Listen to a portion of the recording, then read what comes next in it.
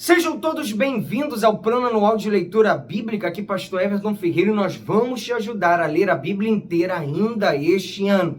Vem com a gente, estamos lendo trechos da Bíblia e esses trechos vão se completar numa leitura inteira da Palavra de Deus. Vamos à leitura de hoje. Dia 163, nós vamos ler 2 Samuel, capítulo 3, a partir do verso 2, Salmo 102 e Tiago, capítulo 5. 2 Samuel, capítulo 3, verso 2. Filhos de Davi, que nasceram em Hebrom. Em Hebrom nasceram filhos a Davi. O primogênito foi Aminon, de Ainoam, a Jezreelita. O segundo foi Quileabe, de Abigail, viúva de Nabal, o carmelita. O terceiro foi Absalom, filho de Maaca, filha de Talmai, rei de Gessur. O quarto foi Adonias, filho de Agite. O quinto foi Cefatias, filho de Abital. O sexto foi Itreão de Eglá, mulher de Davi. Estes filhos de Davi nasceram em Hebrom. Abner faz aliança com Davi. Enquanto durou a guerra entre a casa de Saul e a casa de Davi, Abner se torna cada vez mais poderoso na casa de Saul. Saul teve uma concubina chamada Rispa, filha de Aiá. Isbosete perguntou a Abner: "Por que você teve relações com a concubina de meu pai?" Abner ficou indignado com as palavras de Isbosete e disse: "Sou um cão a serviço de Judá? Ainda sou fiel à casa de Saul, seu pai, e aos irmãos e amigos dele, e não entreguei você nas mãos de Davi. No entanto, hoje você quer me culpar por causa dessa mulher? Que Deus me castigue se eu não fizer por Davi o que o Senhor lhe prometeu, transferindo o reino da casa de Saul e estabelecendo o trono de Davi sobre Israel e sobre Judá, desde Dan até Berseba." E Isbosete não pôde dizer nada a Abner, porque tinha medo dele. Então Abner enviou mensageiros a Davi, dizendo: "De quem é a terra?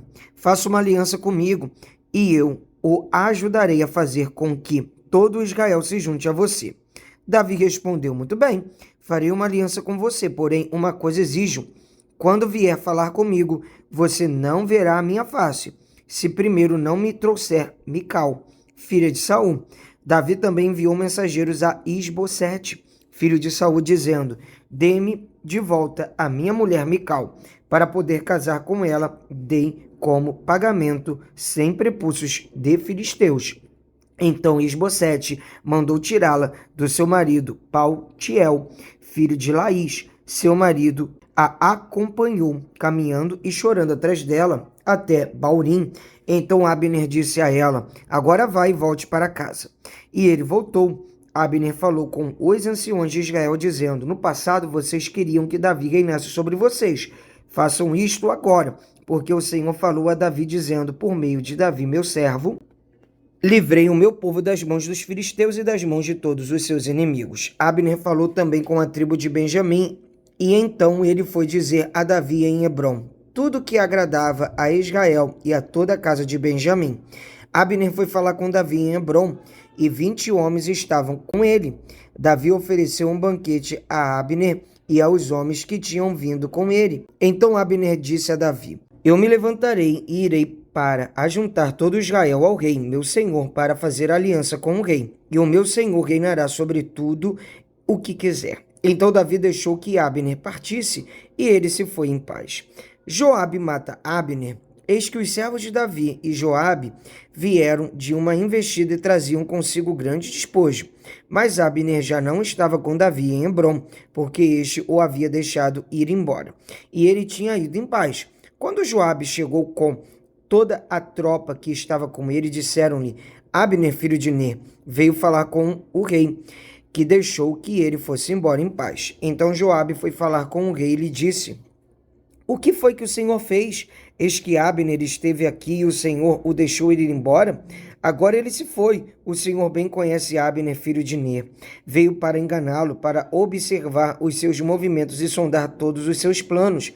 Ao sair da presença de Davi, Joabe enviou mensageiros atrás de Abner, e eles o trouxeram de volta desde a cisterna de Sirá, sem que Davi o soubesse. Quando Abner voltou a Hebrom, Joabe o levou para um lado no interior do portão da cidade para lhe falar em segredo, e ali o feriu na barriga. E assim Abner morreu por ter derramado o sangue de Asael, irmão de Joabe. Depois, quando Davi ficou sabendo, disse: Eu e o seu reino somos inocentes diante do Senhor para sempre, do sangue de Abner, filho de Ner. Que este sangue caia sobre a cabeça de Joabe e sobre toda a casa de seu pai, que nunca falte na casa de Joabe quem tenha fluxo, quem seja leproso, quem se apoie em muleta, quem caia à espada, quem necessite de pão. Assim Joabe e seu irmão Abissai mataram Abner, porque este tinha matado Asael, o irmão deles, na batalha de Gibeão. Davi lamenta a morte de Abner. Então Davi disse a Joabe e a todo o povo que estava com ele: Rasguem as suas roupas, vistam-se de pano de saco e façam lamentação por Abner. E o próprio rei ia seguindo o caixão. Sepultaram Abner em Hebrom. O rei levantou a voz e chorou junto à sepultura de Abner, e todo o povo também chorou, e o rei fez a seguinte lamentação por Abner: porque Abner teve de morrer como se fosse um tolo. As suas mãos não estavam atadas, nem estavam acorrentados os seus pés. Você caiu como quem cai diante dos filhos da maldade. E todo o povo chorou muito mais por ele. Então todo o povo veio a fazer com que Davi comesse pão, sendo ainda dia. Mas Davi fez este juramento: que Deus me castigue severamente se eu provar pão ou qualquer outra coisa antes que o sol se ponha. Todo o povo notou isso e aprovou essa atitude, assim como aprovava tudo o que o rei fazia. Naquele dia, todo o povo e todo Israel ficaram sabendo que o rei não tinha nada a ver com a morte de Abner, filho de Ner. Então o rei disse aos seus servos: saibam que hoje caiu em Israel um príncipe e um grande homem. Hoje sou fraco, embora ungido rei. E esses homens, os filhos de Zeruia, são mais fortes do que eu. Que o Senhor retribua ao que fez esse mal como ele merece. Vamos ler agora Salmo capítulo 102, oração de um aflito. Oração de um aflito que, desfalecido, derrama a sua queixa diante do Senhor. Ouve, Senhor, a minha súplica, e cheguem a ti os meus clamores. Não escondas de mim o teu rosto no dia da minha angústia. Inclina-me aos ouvidos no dia em que eu clamar, responde-me depressa, porque os meus dias desaparecem como fumaça, e os meus ossos queimam como se estivessem no fogo. Cortado como a erva, secou-se o meu coração, até me esqueço de comer o meu pão. Os meus ossos já se apegam à pele por causa do meu dolorido gemer. Sou como o pericano no deserto, como a coruja das ruínas, não durmo. Eu sou como o passarinho solitário nos telhados. Os meus inimigos me insultam a toda hora. Furiosos contra mim praguejam com o meu próprio nome. Por pão tenho comido cinza, e as lágrimas se misturam com a minha bebida, por causa da tua indignação e da tua ira, porque me elevaste e depois me abateste, como a sombra que declina, assim são os meus dias, e eu vou secando como a relva. Tu, porém, Senhor, permaneces para sempre, e a memória do teu nome, de geração em geração, tu te levantarás e terás piedade de Sião. É tempo de te compadecer dela, e já chegou a sua hora, porque os teus servos amam até as pedras de Sião, e se compadecem do seu pó. Todas as nações temerão o nome do Senhor, e todos os reis da terra temerão a sua glória.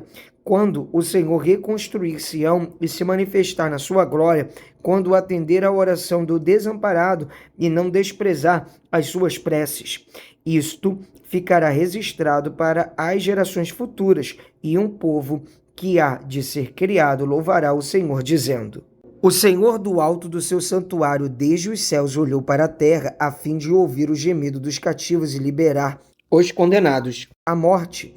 Em Sião será anunciado o nome do Senhor e o seu louvor em Jerusalém, quando se reunirem os povos e os reinos para servirem o Senhor.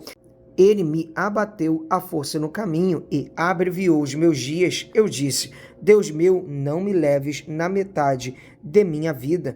Tu, cujos anos se estendem por todas as gerações, em tempos remotos, lançaste os fundamentos da terra, e os céus são obra das tuas mãos. Eles perecerão, mas tu permaneces. Todos eles envelhecerão como veste, como roupa os mudarás, e serão mudados. Tu, porém, és sempre o mesmo, e os teus anos jamais terão fim. Os filhos dos teus servos habitarão seguros, e diante de ti se estabelecerá a sua descendência. Vamos ler agora Tiago capítulo 5. Aviso aos ricos: escutem agora, ricos, chorem e lamentem por causa das desgraças que virão sobre vocês. As suas riquezas apodreceram e as suas roupas foram comidas pelas traças. O seu ouro e a sua prata estão enferrujados, e essa ferrugem será testemunha contra vocês, e há de devorar como fogo o corpo de vocês. Nestes tempos do fim, vocês ajuntarão tesouros. Eis que o salário dos trabalhadores que fizeram a colheita nos campos de vocês e que são retidos como fraude está clamando, e o clamor dos que fizeram a colheita chegou aos ouvidos do Senhor dos Exércitos. Vocês têm tido uma vida de luxo e de prazeres sobre a terra, têm engordado em dia de matança. Vocês têm condenado e matado o justo sem que ele ofereça resistência. Exortação à paciência. Portanto, irmãos, sejam pacientes até a vinda do Senhor. Eis que o lavrador aguarda com paciência o precioso fruto da terra, até receber as primeiras e as últimas chuvas. Sejam também vocês pacientes e fortaleçam o seu coração, pois a vinda do Senhor está próxima.